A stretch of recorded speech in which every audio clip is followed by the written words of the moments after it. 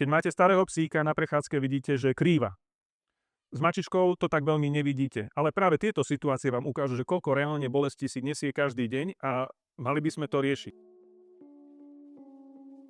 Dobrý deň prajem, moje meno je Dušan Magic, som súkromný veterinárny lekár, pôsobím v Banskej Bystrici, venujem dominantne internej medicíne malých zvierat, najradšej a v podstate to, čo ma živí, sú psi, mačky. Vidíme, že aj mladé zvieratá, ktoré niekedy dostanú do vienku zlú genetickú výbavu, trpia rôznymi degeneratívnymi alebo zápalovými ochoreniami.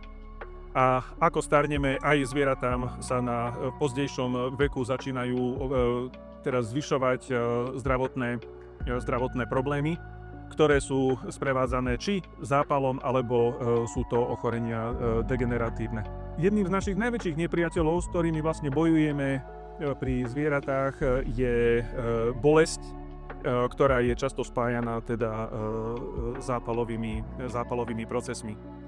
Zápalové procesy sú do istej miery v tele žiaduce, ale keď už je toho veľa, tak už to potrebujeme potláčať. Máme veľkú škálu liekov, ktorými vieme uľaviť pacientovi, či sú to nesteroidálne alebo steroidové preparáty, ale vraciame sa ako keby k tomu, že siahame aj po prírodných produktoch, ktoré boli aj modernou medicínou, vlastne moderná medicína potvrdila ich fantastické benefity, tým, že dokážu tento zápal držať v tých správnych mierach, aby sme využili to, čo je na ňom dobré, ale potlačali sme jeho nadmerné prejavy a bolestivosť.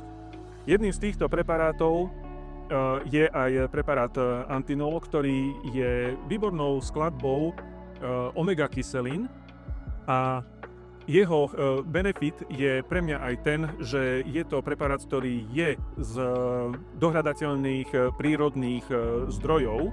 A čo je veľmi dôležité je aj to, že tieto preparáty so sebou nenesú takú mieru vedľajších účinkov, s akými sa stretávame pri niektorých preparátoch z klasickej medicíny. Omega kyseliny majú nezastupiteľnú úlohu v potláčaní zápalu v mnohých orgánoch.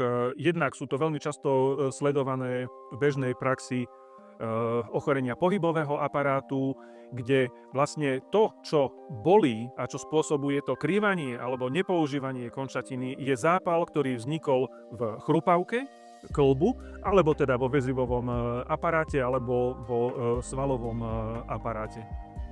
A tu na práve tieto omega kyseliny, oni spôsobia to, alebo regulujú tieto zápalové procesy v tele takým spôsobom, že výrazným spôsobom znižujú množstvo tzv. Zápalových mediátorov. To sú látky, ktoré priamo regulujú už tkanivé mieru a intenzitu a rozsah toho zápalu a vytvárajú aj menej aktívne zápalové mediátory. Tým pádom vlastne ten proces bolí menej. A keď bolí menej, nepotrebujeme dávať toľko ťažších alebo menej populárnych liekov z kategórie analgetik. Čo je fantastická výhoda. Ich nástup nemusí byť veľmi rýchly, nie je tak rýchly ako Ibalgin, ale už to, že my ich výhoda je to, že my ich môžeme používať dlhodobo a tie vedľajšie účinky jednoducho sa neobjavujú. S preparátmi, ako je Antinol, vieme ovplyvniť výborne alebo vieme pomôcť kardiovaskulárnemu systému, kde dochádza ku výraznému posilneniu steny ciev, tým pádom sú odolnejšie. Mnohí možno aj viete, že omega kyseliny majú fantastický benefit aj v nervovom aparáte.